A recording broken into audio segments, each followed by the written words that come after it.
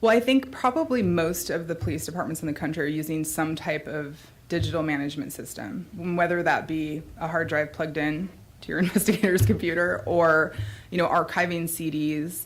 A lot of people are just archiving on hard drives and throwing them in evidence, not really understanding that in 15 years, that hard drive is not going to be useful. We have, groups of individuals that are doing residential burglaries, and they're posting their loot on Twitter, on Craigslist, they're like, selfies during the scene. And so we have to collect all that information. It's all out there. We're getting the trend where now we have district attorneys asking us for metadata. And I don't know if they all went to the same conference and they heard the word metadata and they don't really know what it means. And so the DA is like, can you pull that off the internet? And, we want the metadata for that.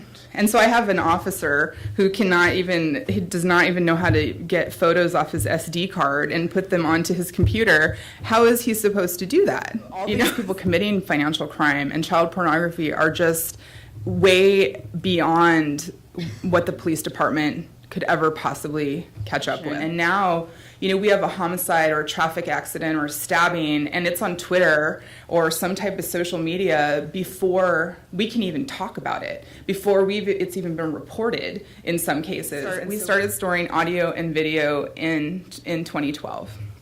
And this is kind of when I took over this project. And so at that time, we took all of the stuff we had on CDs that were booked into evidence, and we ended up with 42 gigabytes of photographs, audio interviews. And even though this is not a huge amount of data, probably compared to what you guys are dealing with, today we have 1.2 terabytes of data. And what we're seeing is that over the last couple of years, we've had approximately a 40% increase annually. But the problem that we foresee is that there's a lot of pressure for law enforcement agencies to have car cameras, to have body cameras. We have in-house video that runs 24 hours a day, and it's the same thing as Linda was talking. Where do you put all of this data? Where does it stay? Who manages it? How do you preserve this forever? And, even for CDs, do we really know how long that media is going to be good for?